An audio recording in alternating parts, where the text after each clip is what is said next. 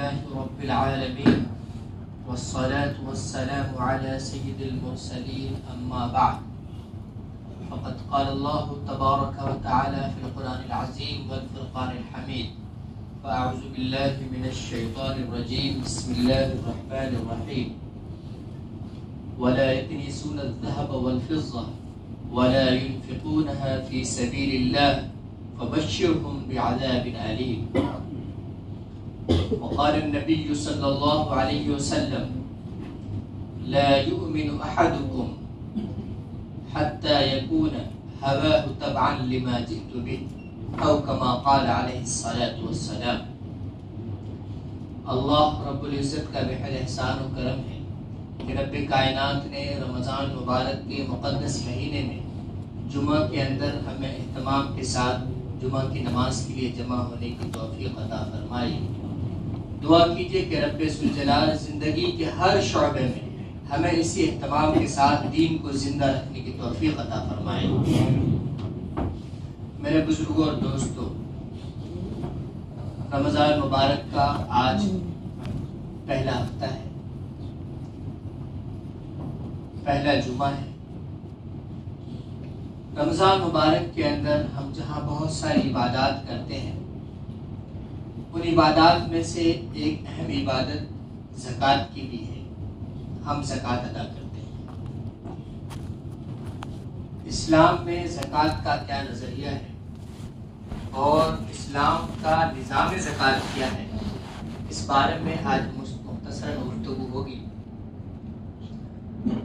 قرآن کریم کی آیت میں نے پڑھی ہے، اس کے اندر اللہ تبارک و تعالیٰ نے زکوٰۃ کا ذکر کیا ہے، یعنی ان لوگوں کا ذکر کیا ہے جن کے پاس مال ہو اور اللہ کے راستے میں مال خرچ نہیں کرتے، ان کے خلاف وعیدوں کا ذکر ہے. قرآن کریم اگر آپ پڑھیں گے تو آپ کو پتہ چلے گا کہ ایک دو نہیں، تقریباً 32 مقامات پر اللہ تبارک و تعالیٰ نے زکوٰۃ کا ذکر کیا ہے. یہ لفظ بار بار آپ نے پڑھا ہوگا قرآن کریم میں، اقیموا الصلاۃ وآتوا الزکاۃ، کتنی دفعہ آیا ہے قرآن میں. اس کے علاوہ تقریباً 15 دفعہ اور زکوٰۃ کا ذکر آیا ہے صدقات کے لفظ کے ساتھ. یعنی زکوٰۃ اتنی اہم عبادت ہے کہ اللہ تبارک و تعالیٰ نے تقریباً 50 دفعہ قرآن کریم کے اندر زکوٰۃ کا ذکر کیا ہے. زکوٰۃ فرض عین ہے، اسلام کے 5 ارکان میں سے ایک رکن ہے. زکوٰۃ کا منکر کافر ہے. اسی لیے حضرت ابوبکر صدیق رضی اللہ تعالیٰ عنہ کے زمانے میں جب کچھ لوگوں نے زکوٰۃ دینے سے منع کیا، بلکہ زکوٰۃ کی فرضیت کا انکار کیا، تو انہوں نے کہا کہ ایسے لوگوں کے خلاف جہاد کرنا ہے. زکوٰۃ کو ادا نہ کرنے والا فاسق و فاجر ہے، اس لیے کہ اللہ کے رسول صلی اللہ علیہ وسلم نے اور خود اللہ تبارک و تعالیٰ نے قرآن کریم میں ایسے لوگوں کے خلاف سخت عذاب کی وارننگ دی ہے. زکوٰۃ ادا کرنا ایک اہم رکن کی ادائیگی ہے. اس سے ایمان کی تکمیل ہوتی ہے، انسان کے دل سے بخل نکلتا ہے اور اللہ سے انسان قریب ہوتا ہے. اسی لیے قرآن کریم کے اندر اللہ تبارک و تعالیٰ نے کہا ہے کہ اللہ کے راستے میں خرچ کرنا ایسا ہے جیسے اللہ کو قرض دینا، یعنی اللہ کے پاس آپ انویسٹمنٹ کر رہے ہیں کہ آخرت میں اس کا آپ کو اجر ملنے والا ہے. زکوٰۃ ایک اہم عبادت ہے، لیکن اس کے کچھ اصول ہیں. زکوٰۃ ایسی عبادت ہے جو ہر شخص پر فرض نہیں. نماز ہر شخص پہ فرض ہے، آپ کو معلوم ہے، لیکن زکوٰۃ ہر شخص پہ فرض نہیں ہے. زکوٰۃ کن لوگوں پر فرض ہے، زکوٰۃ کس مال پر فرض ہے، اور زکوٰۃ کے مستحقین کون ہیں، زکوٰۃ کے آداب کیا ہے، یہ 4-5 بنیادی باتیں کی جائیں گی. سب سے پہلی بات یہ کہ زکوٰۃ کن لوگوں پر فرض ہے. زکوٰۃ ہر مسلمان، عاقل اور بالغ پر فرض ہے. مسلمان پر فرض ہے، یہ تو ظاہر سی بات ہے کہ عبادات تو انہی پر فرض ہوں گی جو پہلے ایمان لائے. عاقل، عقل مند بھی ہونا چاہیے. اگر اس کے اندر عقل نہیں ہے، مثال کے طور پہ کوئی شخص ہے وہ پاگل ہے، اب ان کے باپ کی طرف سے یا ماں کی طرف سے یا کسی بھی آبا و اجداد کی طرف سے وراثت میں اس کو مال مل گیا، تو مال اس کی ملکیت میں تو آ گئی، لیکن اس کے پاس عقل نہیں ہے، اس لیے اس کی زکات نہیں نکالنی چاہیے۔ جو بھی اس کا گارجین ہوگا وہ اس پہ خرچ کرے گا، لیکن اس سے زکات نہیں نکالی جائے گی۔ اسی طریقے سے بالغ ہونا بھی ضروری ہے، بالغ ہونا بھی ضروری ہے۔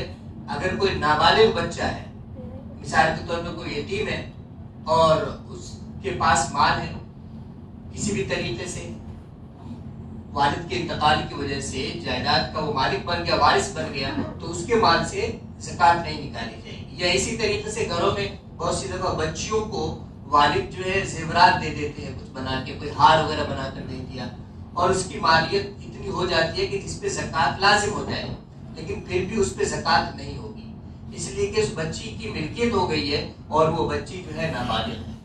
تو بنیادی طور پہ بات یہ ہے کہ زکات ان لوگوں پر ہے جو مسلمان ہو، جو عقل مند ہو اور جو بالغ ہو، اور سب سے بڑی شرط یہ ہے کہ وہ مالدار ہو۔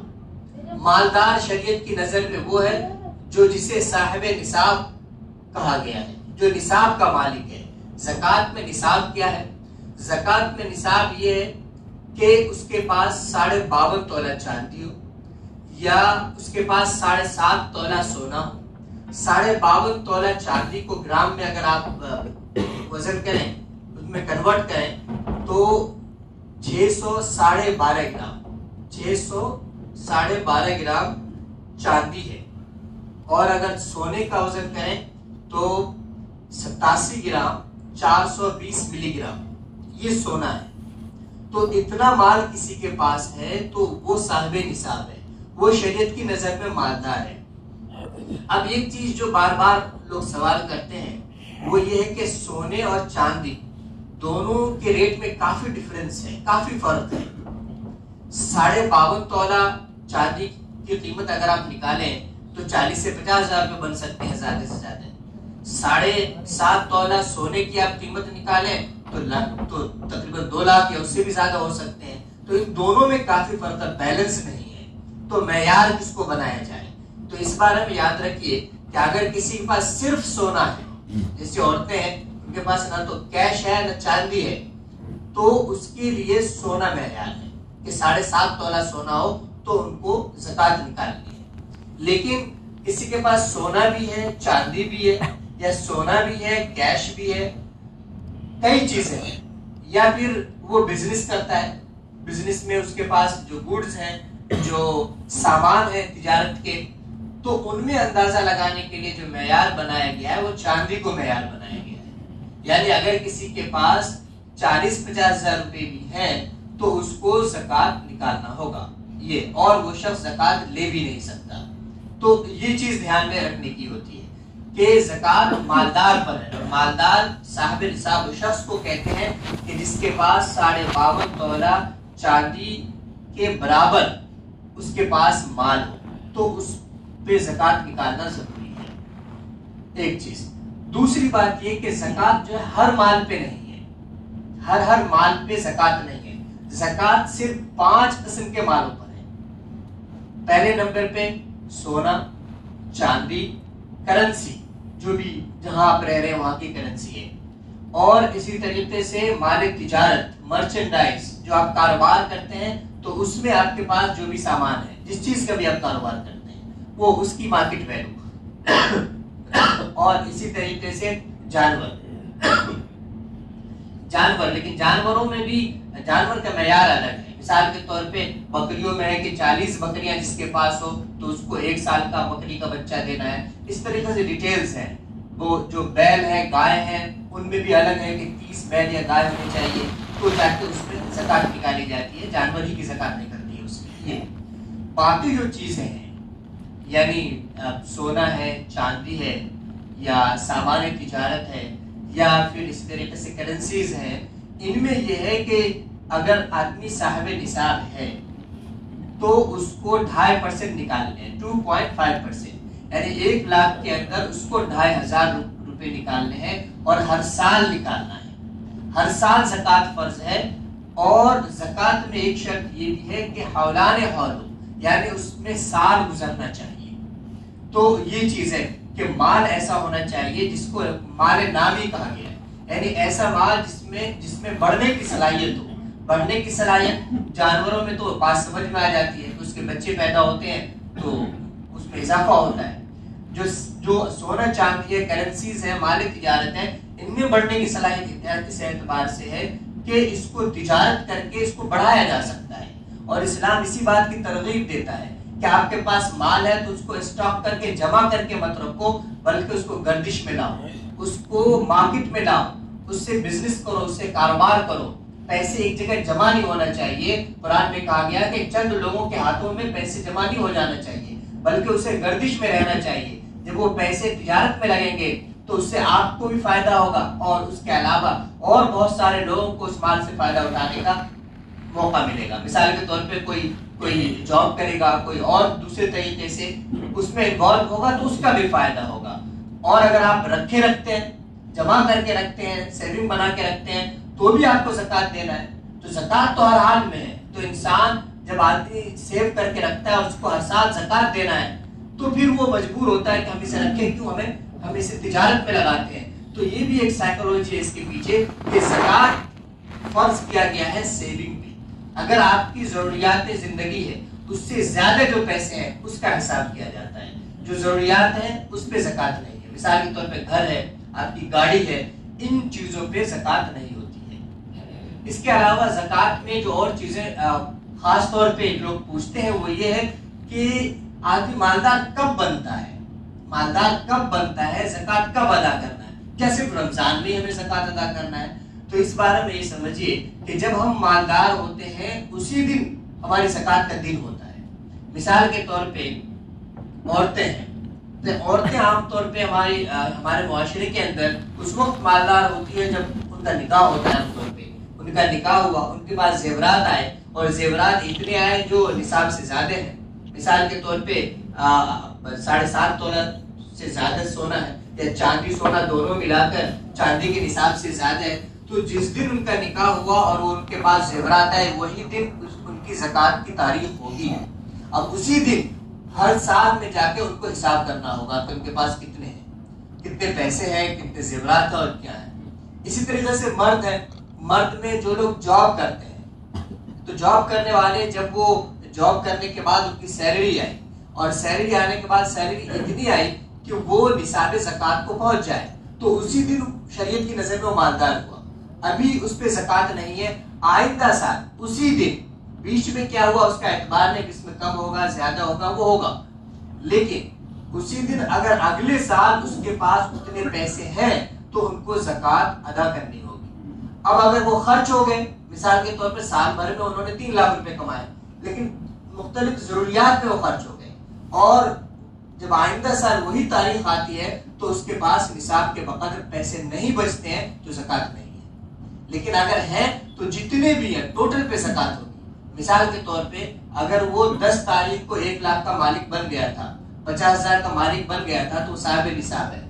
آئندہ سال 1 تاریخ کو اگر اس کے پاس 2 لاکھ روپے ہیں تو پورے 2 لاکھ کو زکوٰۃ ادا کرنی ہے، اور ان کے پاس اگر لاکھ تھے 90 بچ گئے تو 90 ہی پہ زکوٰۃ ہوگی۔ تو یہ چیز دھیان میں رکھنے کی ہوتی ہے۔ زکوٰۃ کے بارے میں ایک چیز جو ضروری بات سمجھنے کی ہے وہ یہ ہے کہ مستحق تک پہنچنا چاہیے، کہ زکوٰۃ مستحق تک پہنچنا چاہیے۔ زکوٰۃ آپ نے بغیر تحقیق کے کسی کو بھی دے دیا جان چھڑانے کے لیے تو اس سے زکوٰۃ ادا نہیں ہوتی ہے۔ زکوٰۃ کے بارے میں قرآن آپ پڑھیں گے تو قرآن میں ادائے زکوٰۃ کا ذکر ہے، قرآن میں ایتاء الزکوٰۃ کا ذکر ہے۔ اس کا مطلب ہوتا ہے کسی کو دے کر مالک بناؤ، کسی کو ادا کرو۔ تو جب تک آپ مستحق تک نہیں پہنچائیں گے آپ کی زکوٰۃ ادا نہیں ہوگی۔ زکوٰۃ کے مستحق کون ہے یہ ایک اہم مسئلہ ہے۔ قرآن کریم آپ پڑھیں گے تو قرآن کریم کے اندر ایک آیت ہے انما الصدقات للفقراء والمساکین۔ اس آیت کے اندر اللہ تبارک و تعالیٰ نے 8 ایسے لوگوں کا ذکر کیا ہے کہ جن کو ہم زکوٰۃ دے سکتے ہیں اور جو شریعت کی نظر میں مستحقین مانے جاتے ہیں۔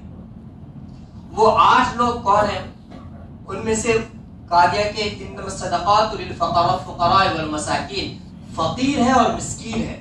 فقیر وہ شخص ہے کہ جس کے پاس کچھ بھی نہیں، اور مسکین وہ شخص ہے جس کے پاس تھوڑا ہے لیکن اتنا نہیں ہے کہ اس پہ زکوٰۃ لازم ہو جائے، تھوڑا ہے، مثال کے طور پر 2-4-5 ہزار روپے ہیں تو ان کو بھی آپ زکات دے سکتے ہیں.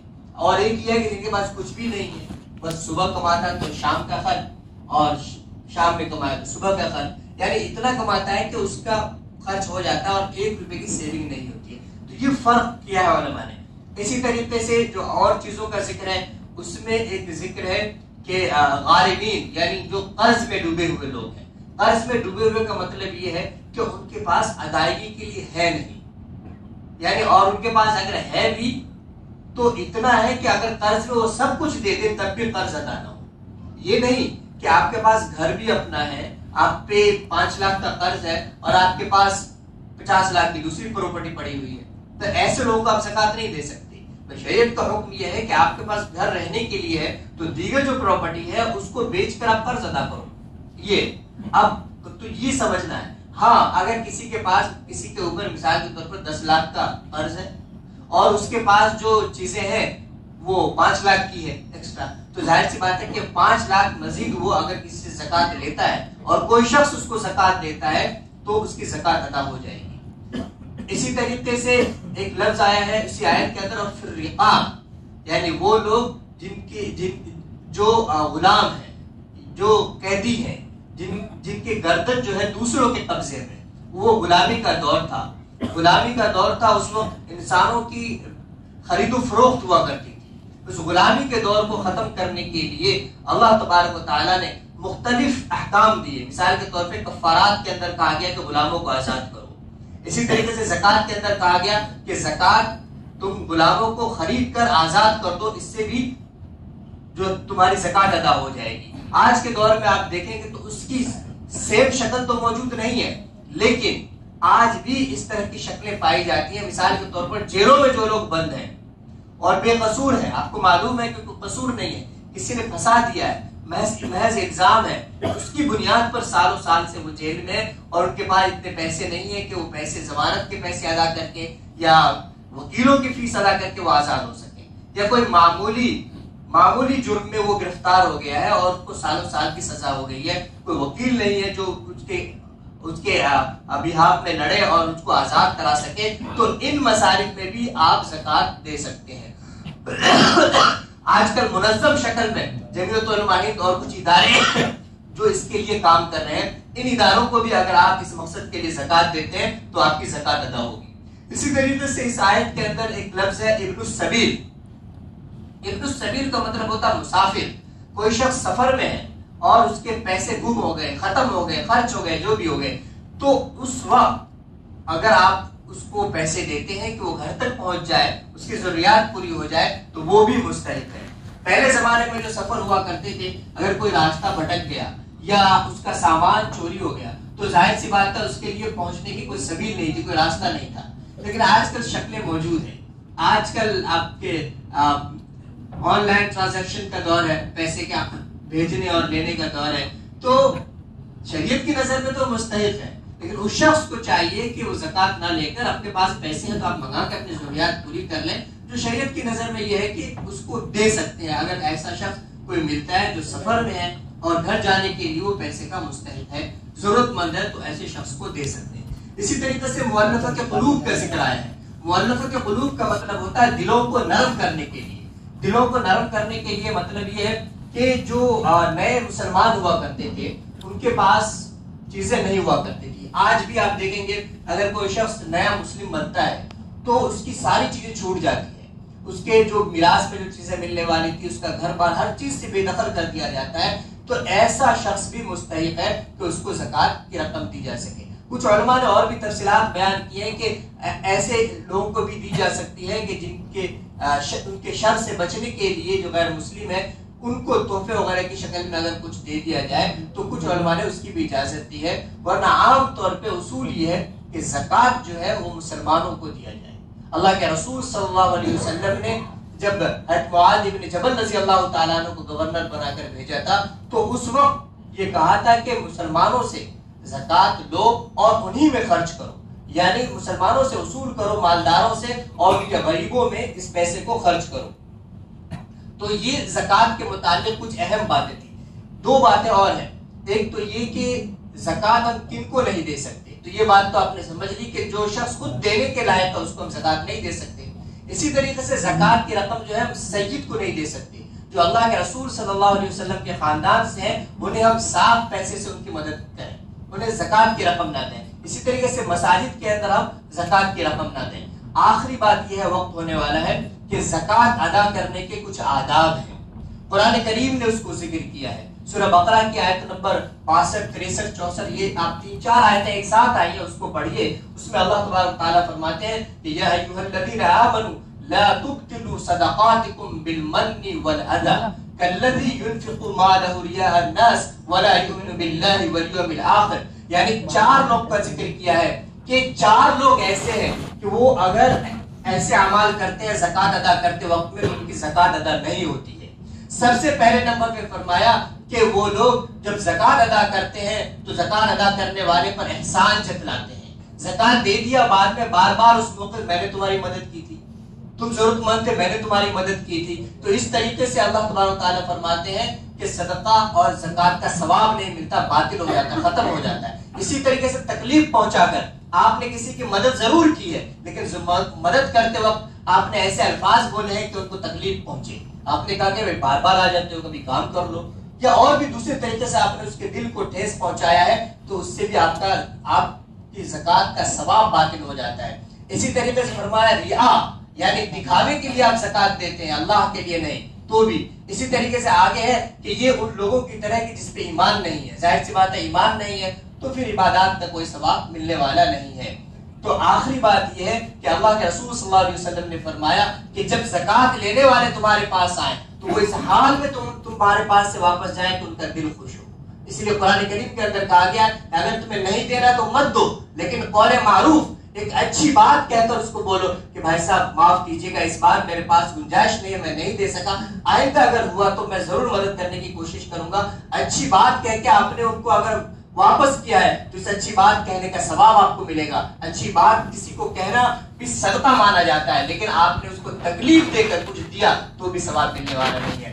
آخری بات یہ ہے کہ کن لوگوں کو زکوٰۃ دینا بہتر ہے، رشتہ داروں کو زکوٰۃ دینا بہتر ہے۔ اسی طریقے سے مدارس کے اندر زکوٰۃ دینا بہتر ہے کہ اس میں ڈبل ثواب ہے آپ کو۔ ایک تو یہ کہ آپ کی زکوٰۃ ادا ہوئی اور غریب مستحق بچے وہاں پہ ان کی کفالت ہوئی، دوسرے نمبر پر یہ کہ آپ کی زکوٰۃ سے اشاعت دین اور دین کے نشر و اشاعت کے اندر آپ کے پیسے خرچ ہوئے۔ انہیں مختصر باتوں کے ساتھ میں اپنی بات ختم کرتا ہوں۔ اللہ تبارک و تعالی ہم تمام لوگوں کو اس اہم اسلام کے اس اہم رکن کو پورے اخلاص کے ساتھ ادا کرنے کی توفیق عطا فرمائے۔ وآخر دعوانا الحمدللہ رب العالمین۔